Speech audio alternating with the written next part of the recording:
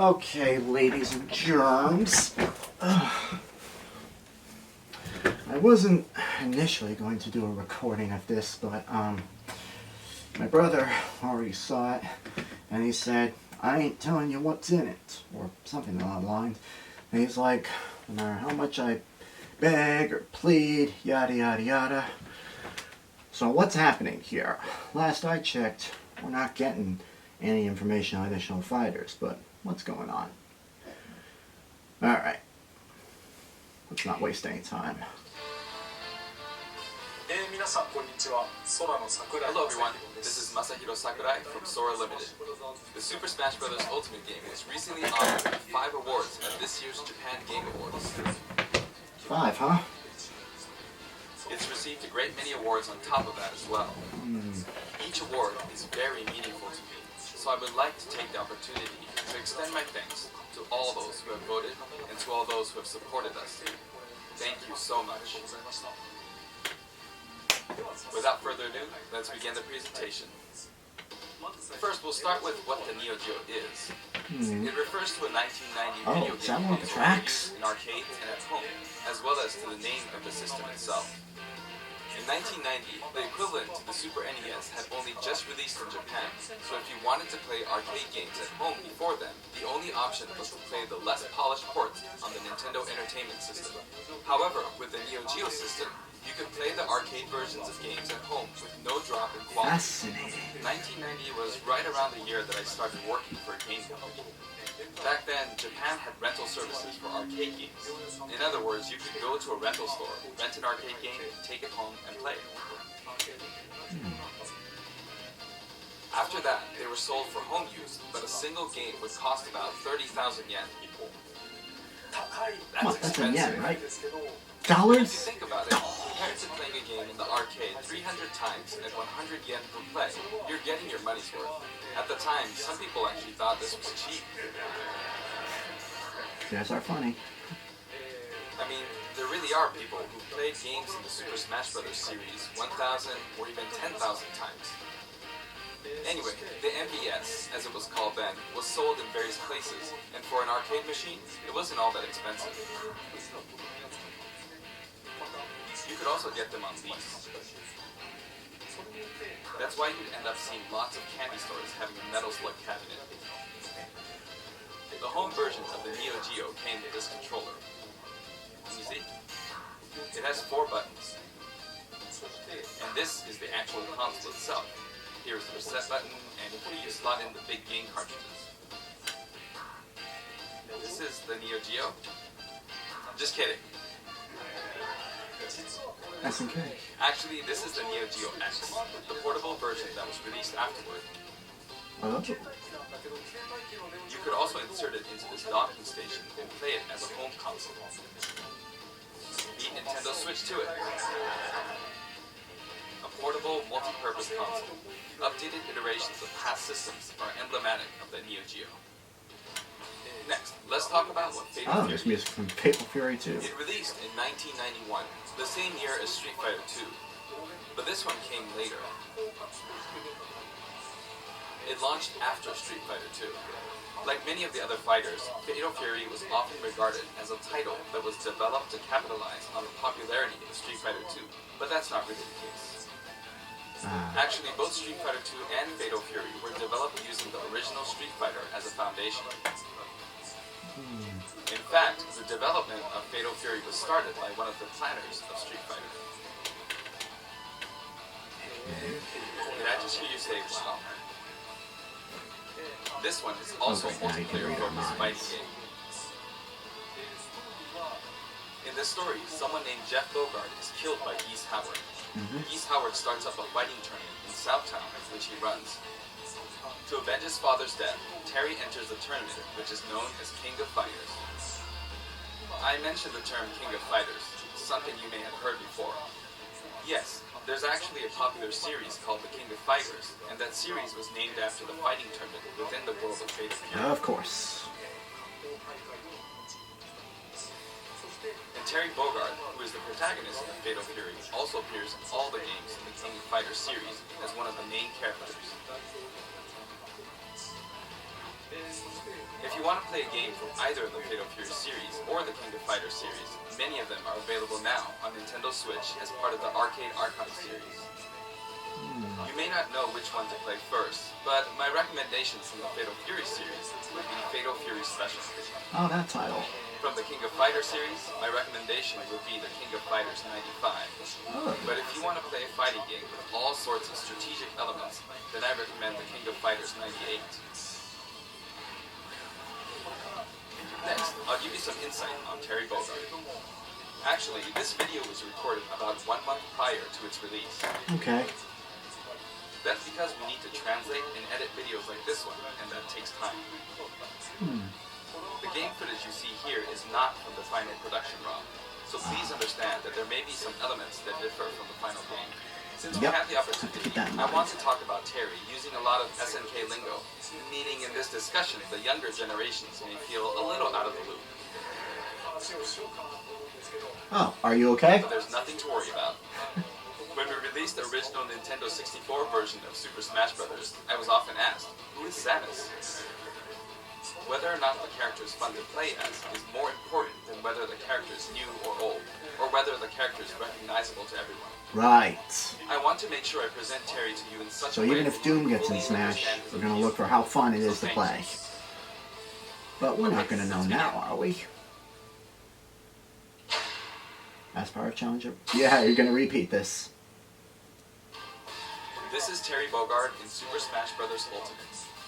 He's still wearing an outfit that reflects the era of his original game, but we did our best to make him look cool in a variety of ways. When he stands next to you, it almost makes you wonder, is this really a Super Smash Bros. Game? Doesn't it? Just like you, when you're playing one-on-one, he'll face the opponent. Haha. He always looks in the opponent's direction. That's just what I If you thought. move into a location behind the opponent, he'll quickly turn around, always keeping his focus on the opponent. Let's talk about his moves. His neutral attacks are jab, body blow, and high kick. Each move is something familiar from the Fatal Fury series. Well, it should be. And his dash is power charge. Wow. This is a move you can use in Real Bout Fatal Fury Special and others. In the original series, it was one of his special moves. His tilt attacks are middle kick, rising upper, and underkick. Compared to Ryu, his attack speed is slower. This is to match his original series. Now for smash attacks. First up, backspin kick. Woo! Is that what they're calling it? This smash attack is the equivalent to his strong attack, but the motion is even cooler than in his original series. Did you have to make it cooler? I always wanted to see that cool kick. Backspin. Both are from the original series. Then his mid-air moves. Jump, then chop. Jump, then kick. Jump, then backward kick. And then somersault kick. However, this somersault kick was not included in the original series. But we needed a move to attack up. Oh, you did that for Banjo-Kazooie. New moves. You give him a couple of them original moves. Also, jump and then karate punch for a down air attack. If you successfully pull off a down air, it's possible to attack with a meteor effect, as you can see here. It's basically like Ryu's. Next, I'll cover his throws. His forward throw is his familiar buster throw. His back throw is also buster throw. That's gonna hurt. And his down throw is neck breaker drop. He's gonna kick ass in the tournament by breaking necks. Fury, Wild Ambition. Oh yeah. I miss playing that game on Hyper Neo Geo 64. And then, his up throw is grasping upper. This sort of dodge attack can be performed after spot dodge. I mentioned dodge attacks. And this actually does exist. During a spot dodge, immediately press the button to counterattack. And Terry has one. I didn't know During a that. dodge attack, your upper body becomes invincible, so this kind of move gives you the advantage when you counterattack. Now for special attacks. His neutral special, with just the B button, is Power Wave. Depending on how long you press the button, you'll use one of two types of special attacks. weak and strong. This one is weak and kind of slow, and this one is strong. Fast, isn't it? For Ryu, in his original game, you used 3 buttons, so there were weak, medium, and strong attacks. For Terry Bogard, you could use 4 buttons in his original game, but there were only 2 buttons for punch, so that's why he only has 2 attack levels, weak and strong. This rule applied to all of his special attacks, so please keep that in mind. By the way, the attack power wave is a move that shoots energy along the ground, but how does it look in the air? In his original game, you couldn't use this move in the air. This is how it looks now. As of the King of Fighters 96, the power wave ability had a shorter range, so we've recreated that version of the move. It's a useful move in midair and helps keep opponents in check. Next, we have a special performed while holding in the direction of your opponent, Burning Knuckle. This move also has a weak and strong version, as well as a command input. Like the Hadouken command input from Street Fighter 2, you perform this command using the directional input, down, to the side, in the direction of your opponent, and then press the button. Doing so makes the move a bit stronger. This means that Burning Knuckle has 4 variations. Weak without command input, and strong without command input. Weak with command input, and strong with command input. The strong version using the command input is of course the most powerful. You'll hear a noise when you input the command. That's actually very nifty. And if you've succeeded, you might also notice some green mixed in with the flames. It may be slight, but there is a difference. The strong version of the command input really is strong, even capable of KOing opponents. It can be blocked, however, so be on the lookout for that. Of In course such a it can. case, you'll be left wide open. And this is a first for the Super Smash Bros. Series, but the side specials are split into 2 versions, a back special and a front special. That means there's one more side special than usual, Crack Shoot. Oh, that's the This is move. in the original game. There's also a command input version. It's performed by using the directional buttons down to the back, followed by Crack the A Shoot. or B button. That's the awesome kick move. That's the one I was looking for. The command version Awesome. can launch your opponent quite a bit further. Oh, it's down special? Really? It creates a bit of an arc, so it can be used as an anti-air attack when your opponents try to hit you. At close range, if you happen to be blocked by a shield, it's hard to be counterattacked because you'll pass through them. There's something I want you to remember. When you do a crack shoot off screen, this is how it will look. Terry swings with his whole body when using Burning Knuckle and Crack Shoot, so it can be hard to recover. However, if you keep pressing backwards without inputting commands, you should be able to initiate Crack Shoot in the direction you're trying to recover. Let me show you one more time. Do this, then continue to press backward. And then you can recover. If you press too quickly or input some commands, you'll fly right off the stage, so be careful. And this is his up special, Rising Tackle. Ooh. It also Okay. has weak and strong versions, each with different heights. Weak and strong versions for And did you special notice moves. that if you hold down briefly to charge, your whole body glows a little? In this case, your whole body will be invincible at the start. Either way, your legs will be invincible. Here's an example of this invincibility in action. With the standard Rising Tackle, I got completely wiped out when I threw myself at them. But with Rising Tackle's charged command version, you can't be hit at this moment, so you come out on top.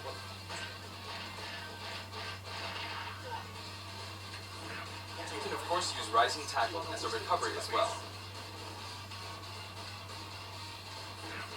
Even after using Burning Knuckle or Crack Shoot, you can still use Rising Tackle.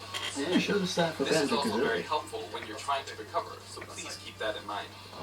His down special is Power Up. Oh, so Has then the there's rises and Crack descents. Shot. Crack Shot's probably somewhere else then. Okay. My bad. This side, down, diagonally down command input is also known as the Shoryuken command. If you can pull it off, you'll be invincible at the start of the move. So he's got additional Also, moves. you can hear a sound when it connects, but it might be tough to make out. Now, let's talk about canceling specials. I'd really like you to keep this in mind. First, if you use a special after attacking with a standard attack, the special won't come out until the move animation has finished. That makes sense, right? But here's what happens if you cancel out of it. At this moment here, if you've successfully entered a special command input, the rest of the animation will be cancelled, allowing you to attack again immediately. Oh, I see what you're doing. I'll do that again. Throw out a kick like normal. And once your leg extends, you'll perform the move.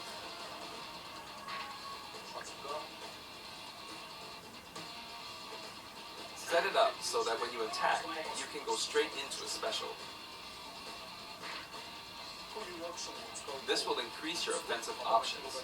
Please try this out. For example,